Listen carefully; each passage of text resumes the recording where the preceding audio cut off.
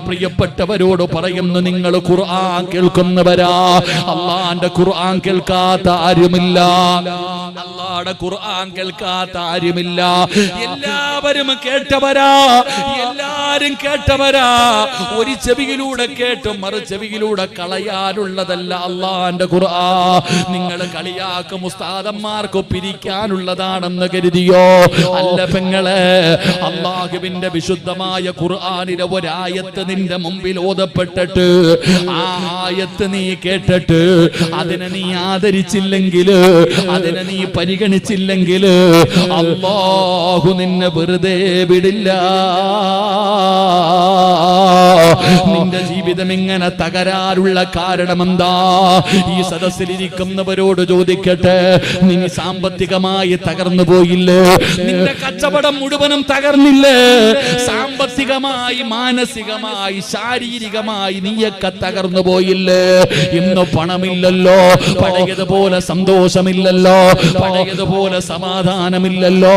പടച്ചവൻ ഈ സദസ്സിൽ നെളിഞ്ഞിരിക്കുന്ന വാപ്പമാരോട് ചോദിക്കട്ടെ, നിനക്ക് 2 നില വീടുണ്ടല്ലോ, ആവശ്യത്തിന് പണമുണ്ടല്ലോ, ധരിക്കാൻ വസ്ത്രമുണ്ടല്ലോ, സഞ്ചരിക്കാൻ വാഹനമുണ്ടല്ലോ, കൂടെ കിടക്കാൻ ഭാര്യയുണ്ടല്ലോ, നിനക്ക് അല്ലാഹു 3 4 മക്കളെ തന്നിട്ടുണ്ടല്ലോ, അല്ലാഹു എല്ലാം നിനക്ക് നൽകി. എന്നിട്ടും നീ പറയുന്ന ഉസ്താദേ മരിച്ചാ മതി ഉസ്താദ്, മരിക്കാൻ തോന്നുകയാ. പെങ്ങളെ, അല്ല നിനക്കെല്ലാം തന്നില്ലേ? എത്ര പവൻ സ്വർണമുണ്ടെന്ന് നിനക്കറിയില്ല, എത്ര ജോഡി വസ്ത്രമുണ്ടെന്ന് നിനക്കറിയില്ല.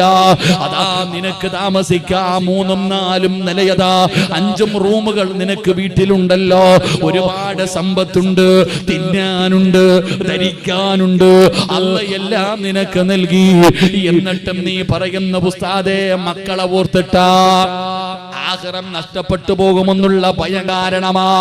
എന്തേതിന്റെ കാരണമെന്നറിയോ? അല്ലാഹു നിന്നെ തകർക്കാനുള്ള കാരണം പറയാ. അല്ല നിന്നെയൊക്കെ തകർക്കാനുള്ള കാരണം പറയാ. നിന്റെ ജീവിതത്തിൽ ഇത്രയും നഷ്ടം വരാനുള്ള കാരണമെന്താ? അല്ലാഹുവേ, അതിന്റെ കാരണമെന്തെന്നറിയോ? പരിശുദ്ധമായ ഖുർആനിനെ നീ പരിഹസിച്ചതിന് അല്ലാഹു തന്ന ശിക്ഷയാ. അല്ലാഹുവിന്റെ വിശുദ്ധമായ ഖുർആനിനെ പരിഗണിക്കാത്തതിന് റബ്ബ് നിനക്ക് തന്ന ശിക്ഷയാ. എന്റെ പ്രിയപ്പെട്ട സഹോദരാ, നിന്നെ അല്ലാഹു തകർത്തു കളയും. സാമ്പത്തികമായി റബ്ബ് നിന്നെ തകർക്കുകയാണ്. നിന്റെ കച്ചവടങ്ങൾ അല്ലാഹു തകർക്കുകയാണ്. വലിയ നഷ്ടങ്ങളിലേക്ക് അല്ലാഹു നിന്നെ എത്തിക്കുകയാണ്. മെഴുകുതിരി ഉരുകുന്നത് പോലെ ഇന്ന് നിന്റെ ജീവിതം ഉരുകുകയാണ്. സമാധാനമില്ല, സന്തോഷമില്ല, എല്ലാം തകർന്നു പോയല്ലോ.